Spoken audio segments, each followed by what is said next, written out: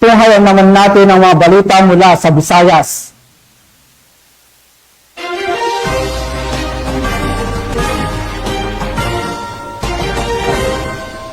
Kulungan ang bagsak ng top 2 provincial most wanted person matapos itong madakip ng pulisya sa Arteche, Eastern Samar dahil sa kaso nitong rape by sexual assault.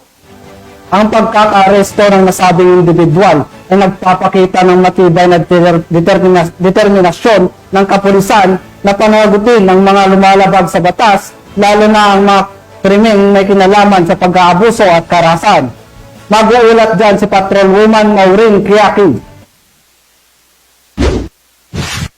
Himas Rehas ang tinaguriang top 2 provincial most wanted person na may kasong rape matapos mapasakamay ng mga otoridad sa barangay Katumsan, Arteche, Eastern Samar. Bandang alas 8 ng umaga nang maaresto ang akusado na pinagsamang mga tauhan ng Arteche Municipal Police Station kasama ang 1st Eastern Samar Provincial Mobile Force Company Provincial Intelligence Unit at 801st Maneuver Company Regional Mobile Force Battalion 8 sa bisa ng warrant of arrest para sa kasong rape by sexual assault ng RA 8353 na walang inirekomendang piyansa. Ang akusado ay dinala sa Arteche Municipal Police Station para sa kaukulang dokumentasyon at tamang disposisyon. Ang pambansang pulisya ay patuloy sa pagtugi sa mga nagkasala sa batas upang mapanatili ang maayos, payapa at ligtas na bagong Pilipinas.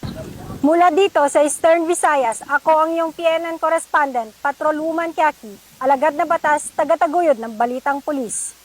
Maraming salamat, Patrolwoman Quiaki.